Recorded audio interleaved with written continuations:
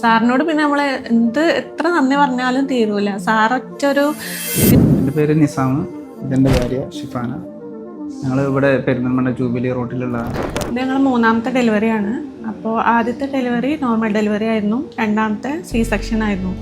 അപ്പോൾ ഇതൊരു normal delivery ആവാൻ വേണ്ടിയിട്ടാണ് ഇങ്ങോട്ട് വന്നത്. ഇൻസ്റ്റയിൽ പരസ്യം കണ്ടിട്ട് വന്നതാണ്.